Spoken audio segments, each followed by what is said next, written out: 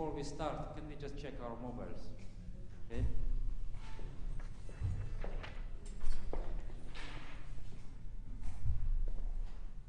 So the time is running very fast, and we suddenly reached the end, almost end of the first week.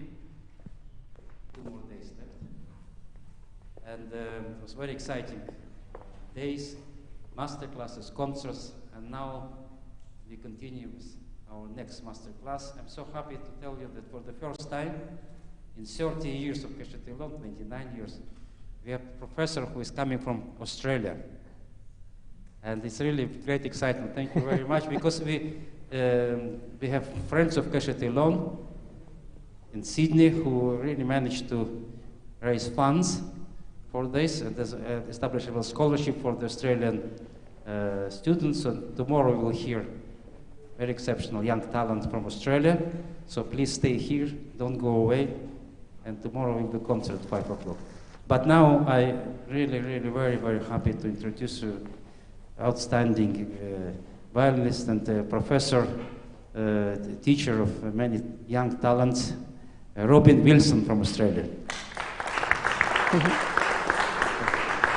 So we're starting our masterclass.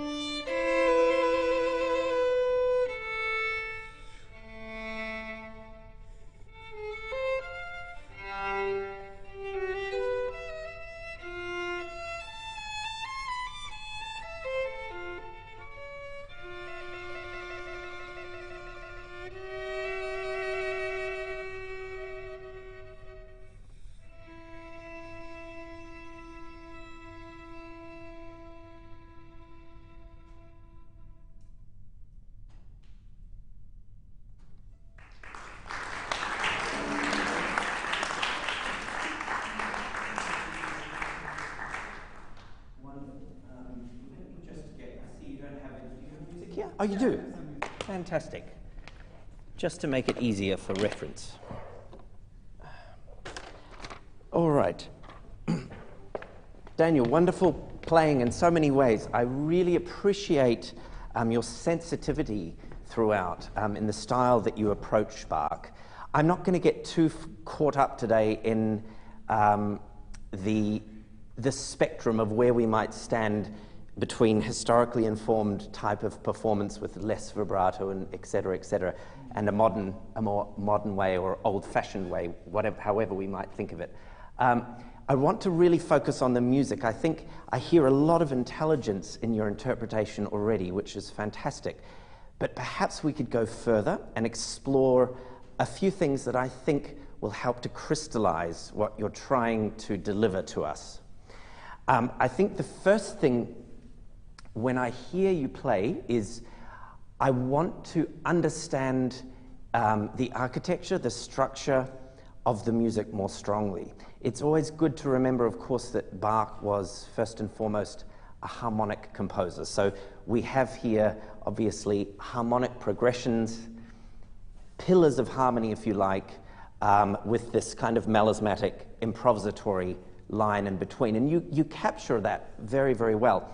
Where I think we can go a little further is to try to shape those progressions, hear the dissonance and the consonance more distinctly, to guide the way that you're then going to inflect what's in between. That's the first thing. In order to do that, I think it might help to just identify the bass line more strongly. So we'll look at that first. Then what I hear overall, if I'm taking big picture of your grave, is I don't hear the major cadential structural points as being enough of an event as distinct from everything else to really understand the grand sort of architecture of the movement. What you're doing is beautiful, but sometimes it gets a little meandering, or sometimes I'm confused as to the close of a cadence and then the beginning of something else. So it's worth looking here as well as at the major structural points, which represent, of course, the modulations, the cadence points. Bach has a way, as he approaches these, of going from something that is more flowing and melismatic to actually writing a stricture into the rhythm. So we get less of the improvisation. We suddenly get a pulse appearing as we approach these cadences. And that pulse gives us a sort of spine and a kind of a strength coming into the cadences, a little like those pillars that we want. And if we could feel that and make those somehow more events, you don't have to necessarily build to them. You can, but somehow just define those more strongly. The rhetoric will come through. So why don't we go from the beginning, and we might jump around a little. Just consider these points, because you play so well already. It's already very intelligent. It's very sensitive, but maybe we can clarify and crystallize things a little more. So, do you want to just take it from the top?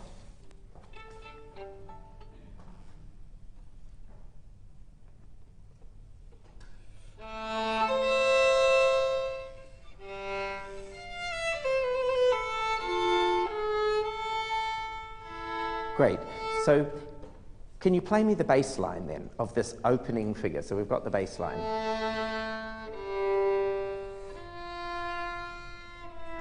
Fantastic. So what I'm missing when you play that is that you're highlighting the top of the A minor chord because you play the bottom very short. So we get, and I'm missing the bass line. I think the way you play that first chord might work if we were in C major. We wanted to highlight the tonic at the top, but it's actually at the bottom. Sorry, there's a fly.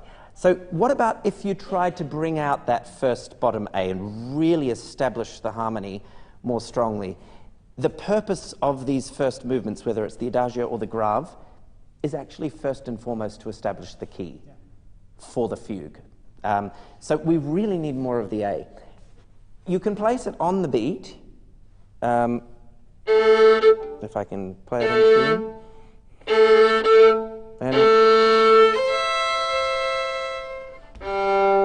And then just play the top of the chord slightly before that quaver. Ba-ya, beam. And we'll still have the pulse, but we'll get the bass line that you just played so beautifully before.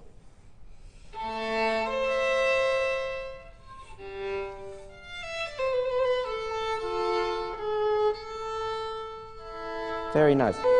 Wonderful. So I think you can really think to continue the resonance. You played the G beautifully, but what about a little more of that resonance? Yeah, so that it almost rings through all of this.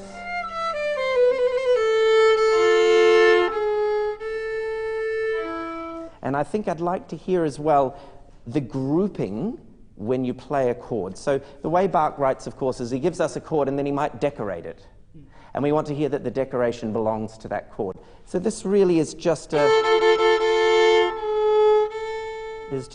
lower auxiliary, if you want to call it that. And then the bass comes in there, yeah. You just try one more time. Might help as well. I didn't give you a good demonstration, but if we just feel, when we go to play, we feel the out breath, so there's a bit of weight, and really balance the bow on the G string. So we get that lower resonance enveloping the top octave a little more. So it's sort of...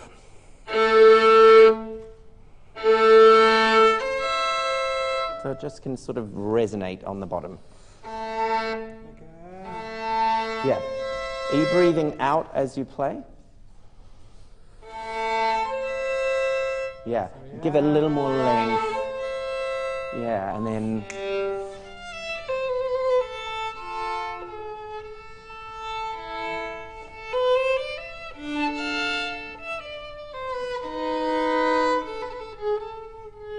Very nice. So then, beautiful, beautiful. This is the idea. Here, I think you can extend the phrase a little longer. We've got the subdominant chord here, but we've got a half close. I mean, it's different from the G minor. He begins the G minor, of course, with a very simple tonic-dominant tonic progression. And he only gives us a half close here. But that F at the top is quite expressive, isn't it? It brings in the issue of vibrato. And I love the fact that you're being sensitive throughout and not using a lot of vibrato. There are two schools of thought, just for your interest. I've talked to a lot of Baroque specialists about this and wondered, what's the deal with vibrato? Generally, two schools of thought. Either they vibrated on melodically important notes, or in places where they wanted to bring out maybe some dissonance or beautify the tone. So it was very selective. Or they vibrated on every change of harmony. That's another school of thought. Now, in Baroque music, the harmony is changing all the time, which means they were vibrating all the time. Some people believe that. And we certainly know for sure from treatises that they did use vibrato. It was just a very different type of vibrato. So it was probably nothing like the width that we have now. But don't be afraid to color, especially if you're playing on steel strings, to color notes like a third of a chord, which is quite sort of expressive.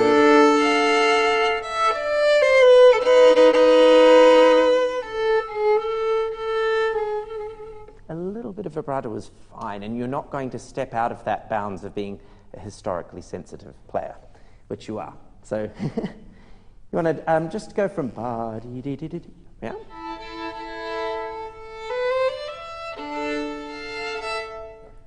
Mm-hmm.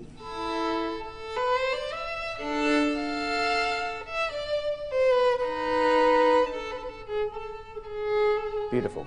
The other thing is when you have a ba dee dee dee dee, a leading melisma or something, just be careful that, like here,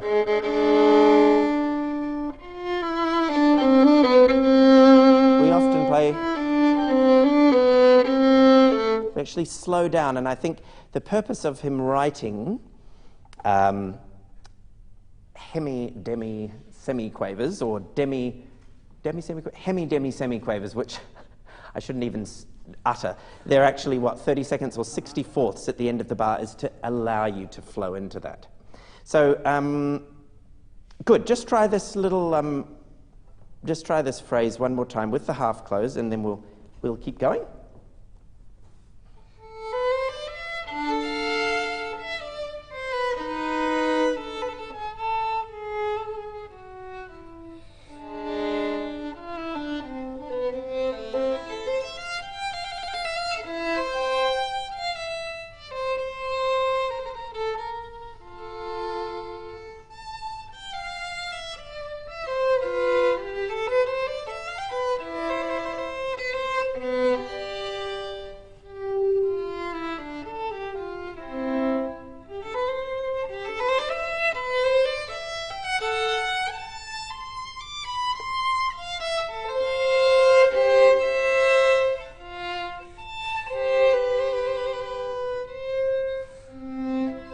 Good. I want you to play to there because that's our first point, harmonic point. Now this is the first major sort of modulation, to C major. And I think we could show a couple things more strongly. We're getting hints of it earlier on, but can we show that actually, here we've got the seventh.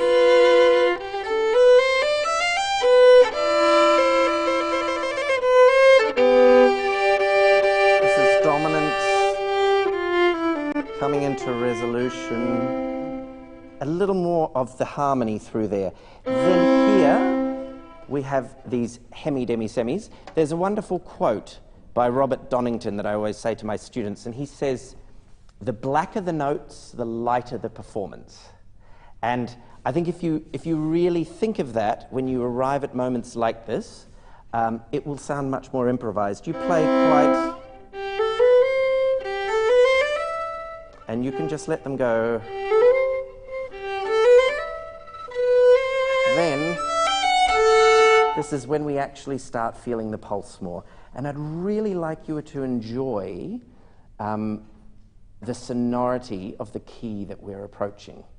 So we're approaching C major. What's the affect of C major? Have you got any idea of what's C major? Broad. Broad? Yeah. Great. Anything else? Warm, even. Yeah. If you read sort of treatises, it always mentions radiance and majesty. These two words come often. So the emotional association with the C major. I think you could enjoy that a lot more, which is why I would, rather than coming away into the C major, maybe you could actually increase the resonance into this. Yeah? Do you want to go, let's actually just start after this cadence and we'll work on this approach.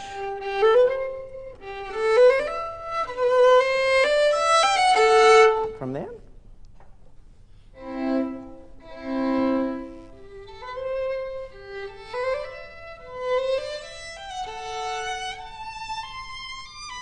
Now, yeah, so what I'd love you to do is, just to try, is to feel the pulse a little more strongly from here.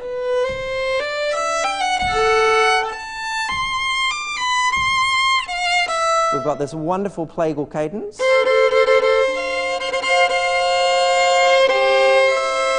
That's all your resonance, your sunshine, your breadth that you talk about. It's all of that, this amen, and enjoy this.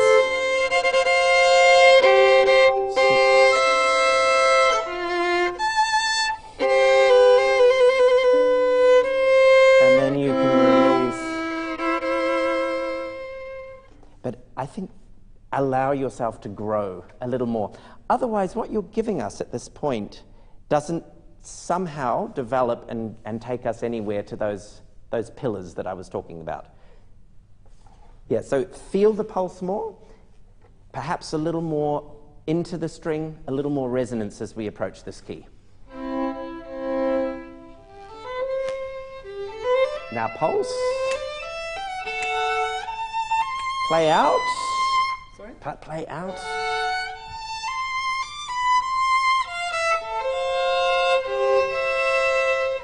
Keep going.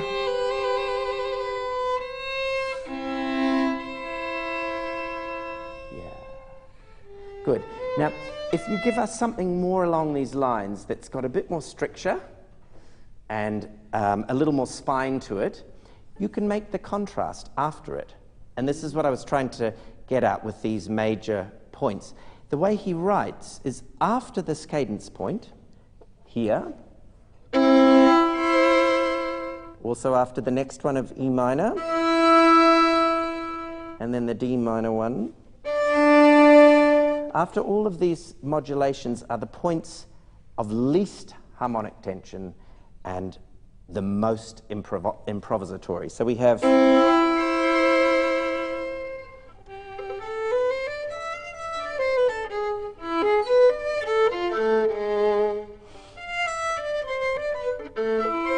we're just back at A minor. We haven't really gone anywhere.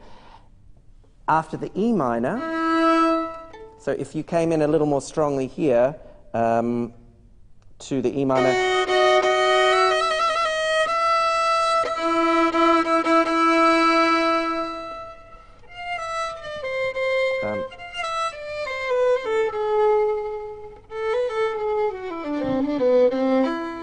there's our A minor again. We're sort of not really going anywhere. And this is why if you make a bit more of these cadences and then come away, we're going to hear a difference and a contrast. So you're building some more contrast into the movement. Just humor me, and can you really go for resonance? I think it's another thing that, as a sensitive player such as yourself, we're often a little scared to play out in Bach because we feel that's being too romantic. Baroque playing is all about resonance. If you talk to people on gut strings and short fingerboards and Baroque bows, they're all about creating resonance and sound. It's got nothing to do with playing, in a insensitive or romantic sort of style. So enjoy the resonance of your beautiful instrument and your sound here. Really go for it a little more.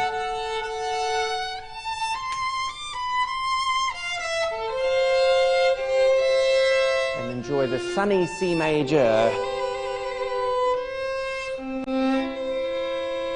Beautiful. Now, totally different.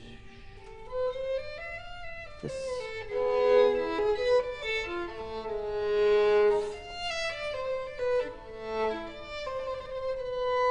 good. Yeah, and you could go even further if you wanted with a contrast and color. So, trying to find something that's a really different world from C major.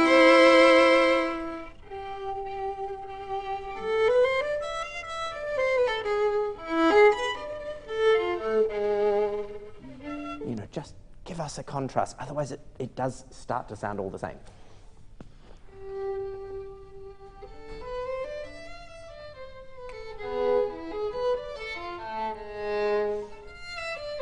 Good, now are we starting to go somewhere?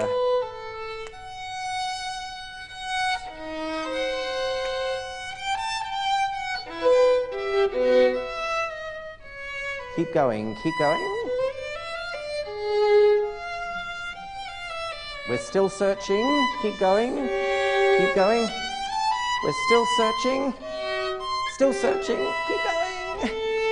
Keep going. Okay, good. That is a major event, is it not? Yeah. What would we actually expect to happen at that point? Or something. Absolutely. I think a lesser composer probably would have written, and he would have cadence right at the E minor at that point, which is a bar later. But that's a bit too predictable for Bach, isn't it? Now, that major event, which is that diminished interval, is, you don't get much more dramatic than that in Baroque music. That was something that I really missed as an event. There's a prolonging of this expected E minor event. So I was yelling at you through here to not let the tension of the line go as we're searching for resolution. I had an old teacher who had a year, I think, with Enescu or something, and I remember she had a year or two, and she said, whenever I played Bach to him, he always said to me, you know, it's the easiest thing in Bach to make a climax, it's the hardest thing to sustain it. This is not, I think that's a gem of sort of information. It's not quite the same, we're not really climaxing, but it's hard to sustain the tension of a line. You know, and the only way to do it is to understand your destination and know that that destination is the focal point of your line. So that is got to be in the forefront of your mind, and it has to come out as a shock. Do you want to go from there?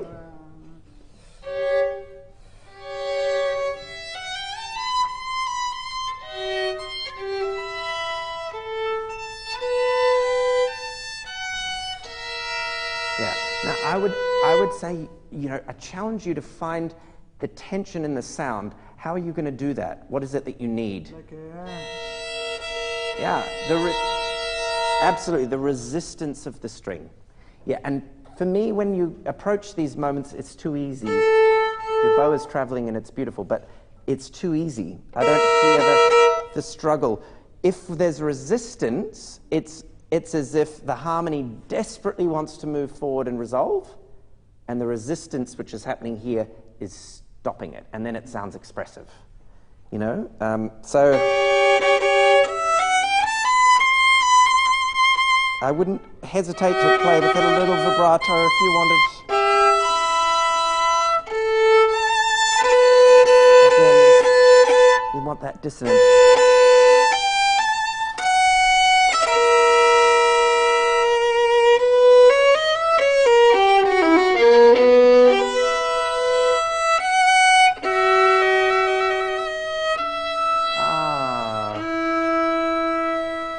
Finally we arrive, you know, but maybe I'm exaggerating slightly, but just got to feel that so strongly, that harmonic progression.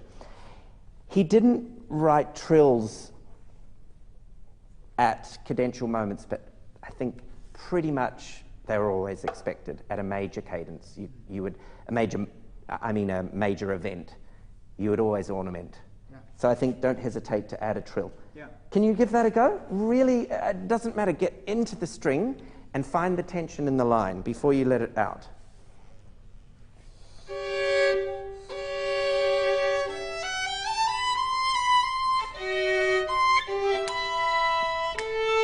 Good. I also want you to feel the pulse much more strongly through here. He's not writing the melisma now, is he? Dam ba dee da da da dee da deem bam beam ba bam beam ba, the dissonance da dee. There's dissonances on the beat. Go. And to here. Keep going.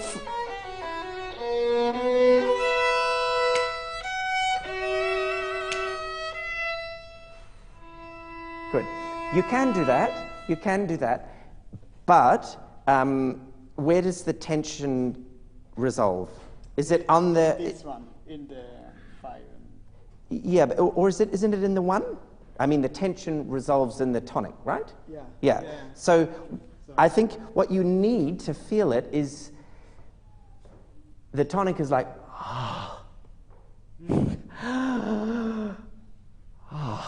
and we finally get that relief only on the downbeat. So the downbeat is not accented, it's just released, isn't it? Yeah. So we get this. I like the trill because you get more dissonance.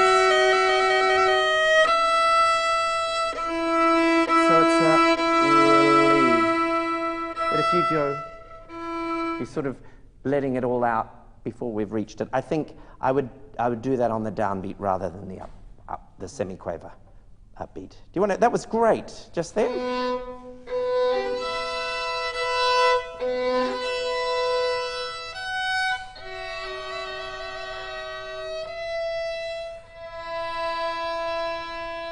Do you feel ta? Do you feel the E and then out? And now, different world. Good. Let the sound be contrasting. Get your contrast. And you can feel.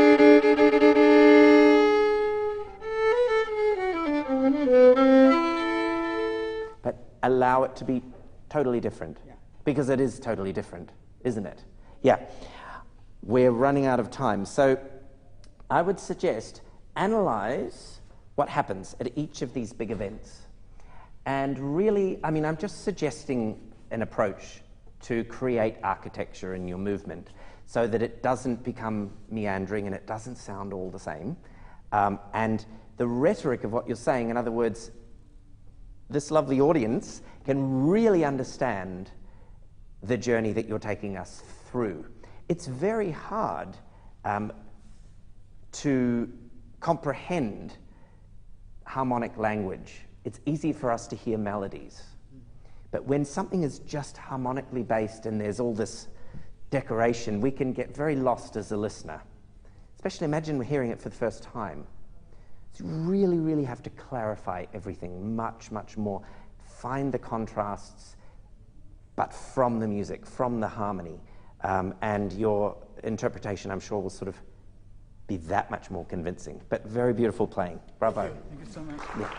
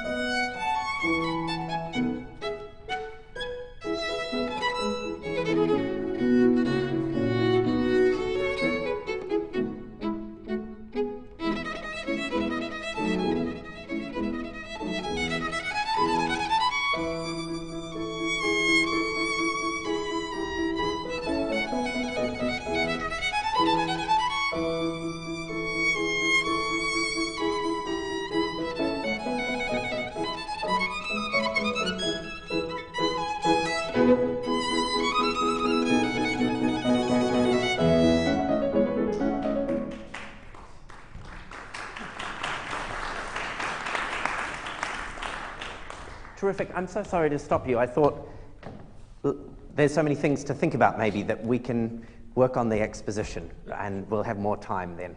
Yeah, but it's also Daniel, isn't it? I'm lucky there's only one name to remember today. Bravo, look, beautiful, refined playing, lovely intonation, lovely attention to the sort of finesse of your sound, which is wonderful. I want to do two things with you, I think. I feel that when I watch you play, I desperately feel like you need to breathe. And I see you almost holding your breath, and it tends to bring everything up a little, and that really restricts the movement in your bow arm. Why is this important? Because what I feel is it's restricting the degree to which you can actually get the character of the piece. So Allegro aperto, you know what aperto means? Open, right. So I think that's the operative word, open, which when talk to Italian musicians, they say, what does that really mean? Because it's a very unusual marking in Mozart. He only writes it possibly one other place, and they just do, it's just this. We're sending the sound out, and A major is bright and open. So we might look a little bit at that, and then again, maybe we can just have a tiny think about what's actually happening in the orchestral part to inform some of your decisions about phrasing. Yeah. Let's have a look at the Adagio first. You've got one little habit in the Adagio, which is to delay your vibrato on a lot of notes. And what this does is it sort of means that we don't actually get a continuation of the line quite as clearly sometimes. I really want you to hear again where he's using suspensions in the music. So we have the opening three notes, which I thought you started very, very beautifully. I would love for you to have the demi-semi-quavers da-da-dee-dee-dee in your mind as you play the crotchets, so they don't become just sort of fantasia, and connect the vibrato. Yeah, and then the top note really needs to sing. And we want to go to where? To the G. That's the seventh. Here. And then to resolve. Then here, the bass is E, yeah? That's dominant. This is tonic. So they're not actually the same. One resolves. So you could create a question and answer across those two ideas instead of playing two ideas the same when they're actually not. So if you just try again, so just from D4.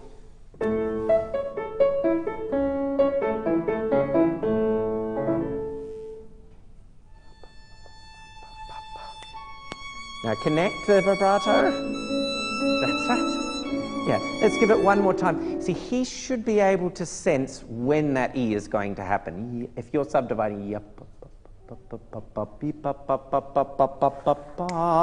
there's an inevitability about where the E occurs, so that you don't have to lead it.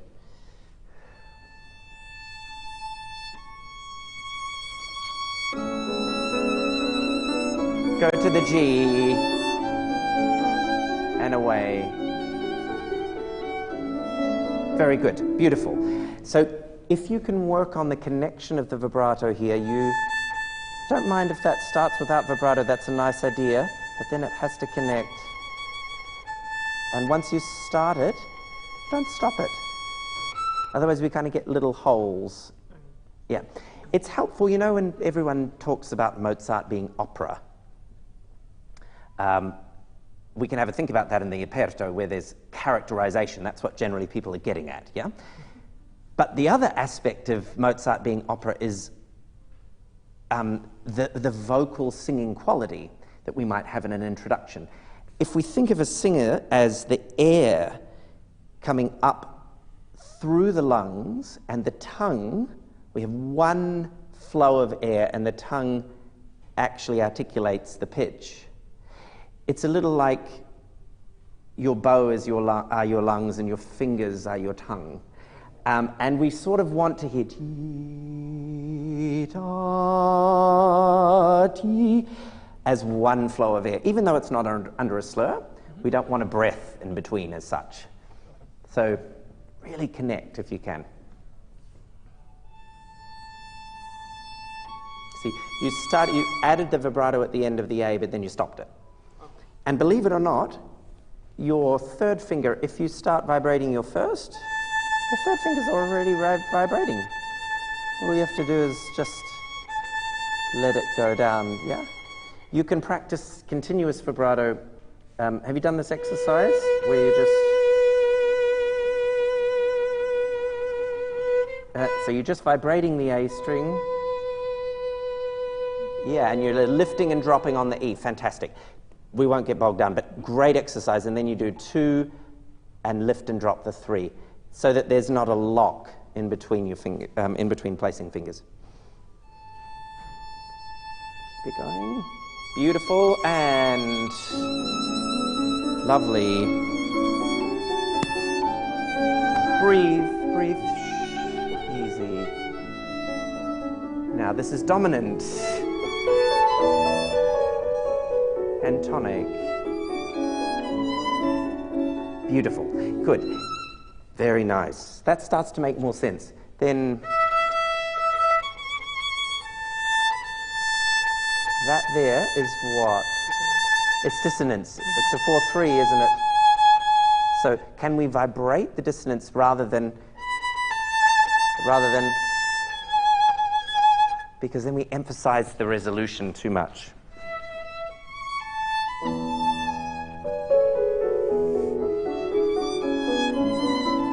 Great. And grade them so that they, again, yes, dissonance on the downbeat, but perhaps the tonic is slightly less. So we hear it as a question and an answer, or however one might want to think of those relating in that way.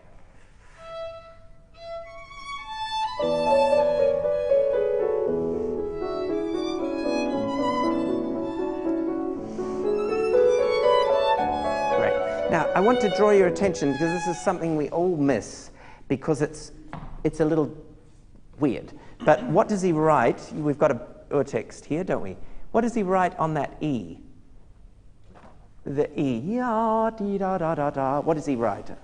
Yeah, a kyla. So it's a little dagger. What does that mean? Are you doing? Important note. It means an important note, absolutely. What else could it mean? Does it mean connect it to the next note? It could be. Could it? Yeah. Generally, you're absolutely right that kyla mean make the note important. In other words, especially if it's on a weak beat, Haydn and Mozart tell us all the time with kyla, play this note as if it was on a strong beat. It equalizes that metrical hierarchy. Absolutely right. But it also means an articulation, generally that's a little more detached or possibly shorter and sharper. Yeah. And we know it means that articulation as well as rhythm from so many of the instances we get. If he writes a kyla on a downbeat, well, it's redundant as a marking to tell us it's a strong beat, isn't it? Mm-hmm. It has to mean an articulation. So here is definitely on a weak beat, but maybe it doesn't need to be sung. It's sort of find a way of...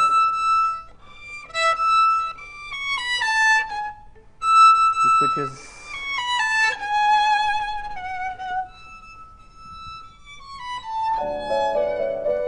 And again, I don't mind sometimes if you don't vibrate the dissonance, but you always vibrate the resolution and never the dissonance. And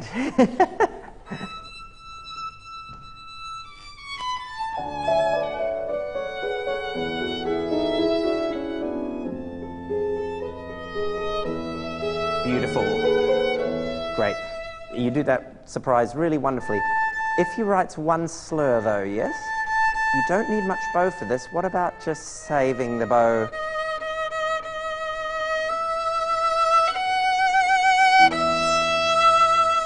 Could you give it a go, and then we preserve.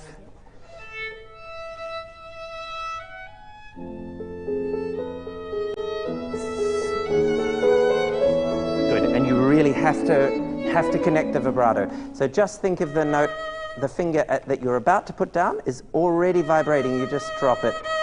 And if you really have vibrato on the D sharp, it allows you to play with a super slow bow, because the vibrato supports the string, the sound, and use much less on the harmonic. You still went and spent all your bow on it. Save. You're right on it, good. Connect. Yes.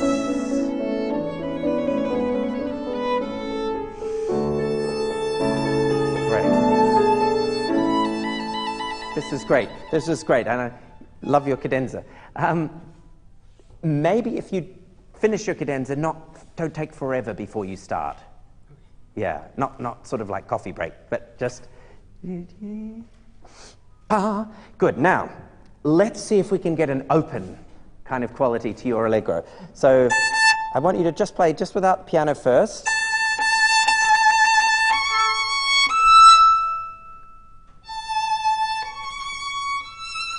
Good. Now, just again to humor me, you don't have to use a harmonic at all, but I want you to try to play with the harmonic now, because I want you to feel the open ring and the way that the bow and your sound is just going to ring out. And let's do it without feeling like there's any effort here. Yeah, so just.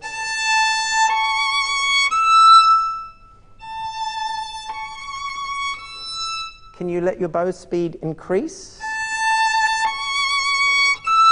So there's a really fast bow speed on the top E. So. Yeah, it still looks a little bit like you're using a lot of effort on the. Let's do it once with your head off the chin rest. Still behind. Yeah, and the reason I really want you to head for the downbeat is because you play dee da dee da dee ba da dee da dee da ba, and we really want to feel the downbeats as the strongest. And he gives a clue in the second bar, doesn't he? Because he puts an appoggiatura on that downbeat. Dim ba ba ba da ti dum ba. It's just like the G major. Yum ba ya da da da da dum ba. It's all the same figuration. So let's see if we can, we'll add the piano in a second. Let's just do that now with the quavers. With the what, sorry? With the quaver, sorry, the eighth notes. The dee, da, da, da, da. The whole thing. Yeah, how it's written.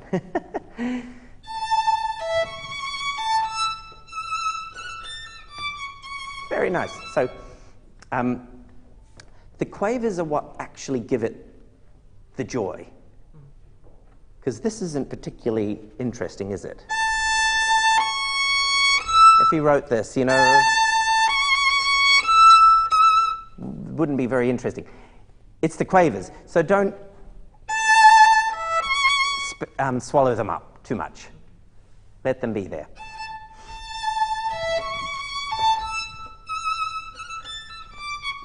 Very nice.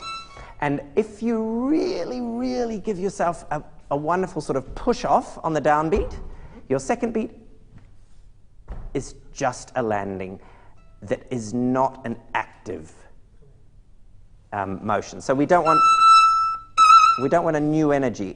The energy is on the downbeat, and this is just a result of that of the downbeat.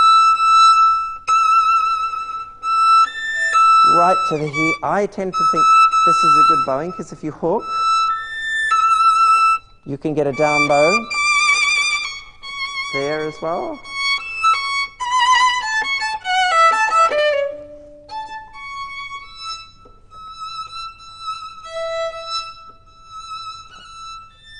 It would, yeah, and then you end up with a down bow on the downbeat, which is going to help that. Yeah, really got to feel the string a lot more into the string. Can you go even more? You do have to think, Daniel, you do have to think it's Mozart, and you've got a beautiful lightness. But if you're going to play it with orchestra and you're projecting what you want to say, you preserve the lightness, you just increase the resonance. So you need to be more in the string, don't you? Let's go one more time. Really go for the E. And really go for the D. With the piano now.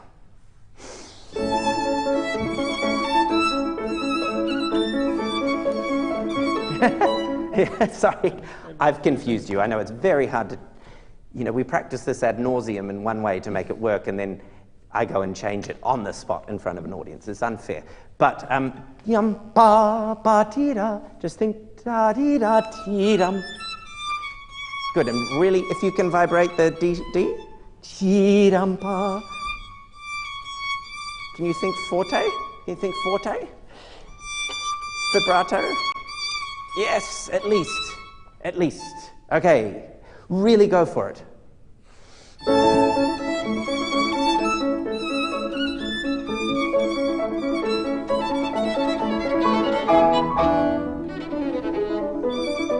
Okay, very good. Okay, you can work on it. I won't torture you, but yeah, I think the main thing for me is you just need to have a lot more sound in that opening, so it really feels joyous.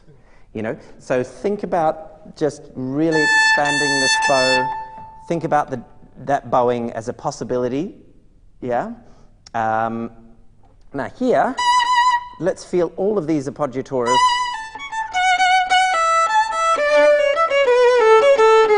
And especially here, the dominant E major. He's got, again, those kyla over those two notes, doesn't he? Yum bum ba. Where is it? Yeah. Do you see? So he's telling you, bring those out, they're important. So can you really...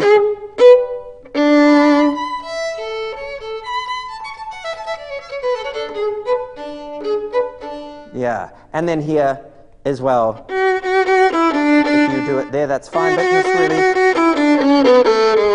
Again, that's the harmony. And you will be absolutely drowned at that point with an orchestra, even almost with the piano if you don't really get the contact on that G string. Can we go from really lean on this, yeah?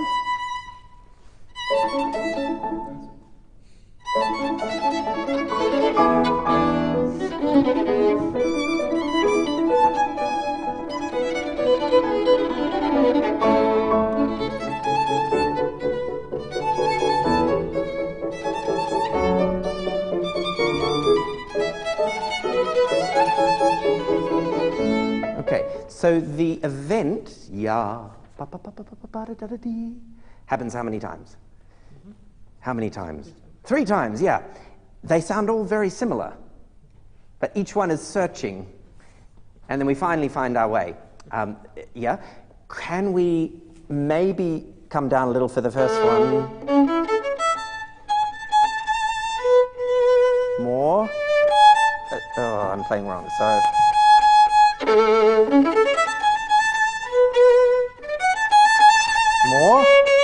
More.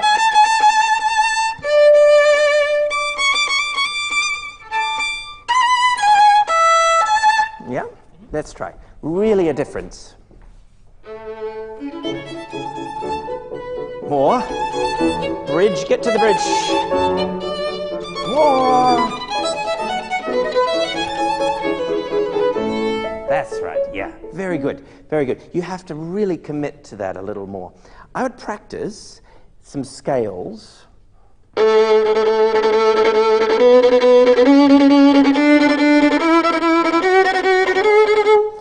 To get this feeling of the lean on the first note of the slur and the travel of the 2 separate notes. And then if you want, you can practice eventually trying to bounce that a little. But just what you tend to do is spend your life a little too much on the fingerboard. And we really need to start getting into the string. Can you just try this? That's right, just really feel that weight. That's it. And you can allow these knuckles here and the thumb not to squeeze. So can you release the bow? Don't worry until it starts slipping through your hand. Yeah. That's basically how the bow should feel in your hand. Yeah, and that's going to mean that these knuckles stay supple. It's not necessarily, they don't have to be that active for the stroke, but maybe to just check, you could think about making them a little active. In the end, they're just a passively flexible. But that's right. Yeah. So at least now if the bow's not jumping, we're going to get more articulation. Can you just try now? You can even rev yourself up, yeah, da da da da da on the B, and then go. Good. Great. And yeah, that's the way. And then colle. So what we want to catch the string, absolutely catch the string, and really send it out with the arm and the fingers. Colle is the fingers catching, but you can use your arm as well. Oh, excuse me. That's right. Yeah. You really need that articulation, the spoken quality there. Yeah, very good. Okay, let's go and talk about, we can skip a little bit and jump to, because we're going to run out of time.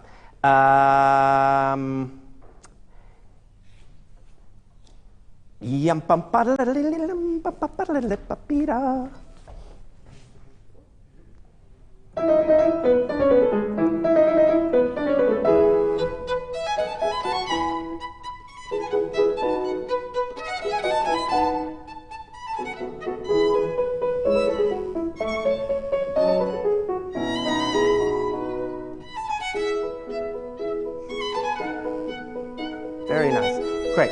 So I think you've already got a wonderful sort of sense of this music, but I do think you could really, really highlight the conversational aspect. So when we talk about opera, literally thinking of two characters in dialogue and defining the characters more strongly.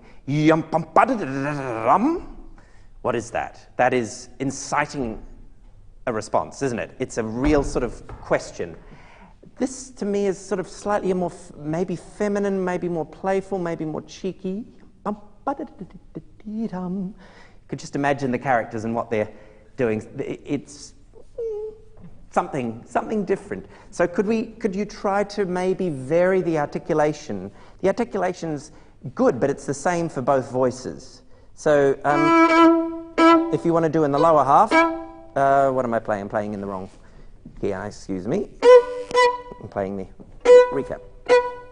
So do you do down up or up up? Up down and down up. So making it a bit stronger. And then great. And now a different articulation. Yeah, absolutely. Why not?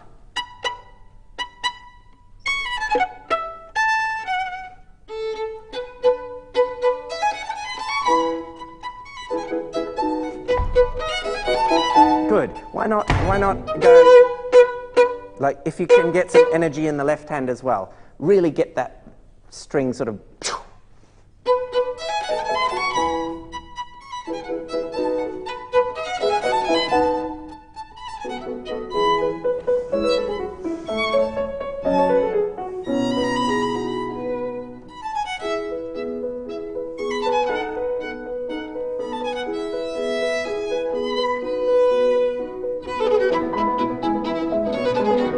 Okay, good. So, great. That's getting there. And then here, oh no, we're running out of time. But we see those kyles over the three first notes. You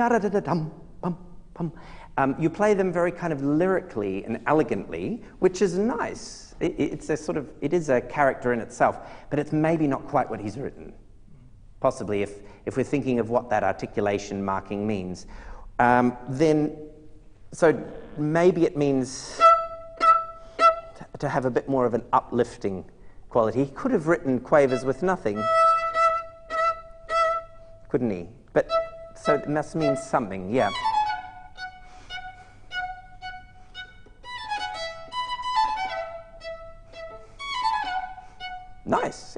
And what about this? I hear this very much as a kind of papageno or something, like a jovial laughing carry. Ha, ha, ha, ha, ha.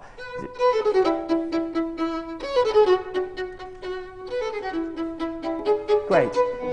So can you just try those two ideas? Ya-da-da-da-dum-bum-ba.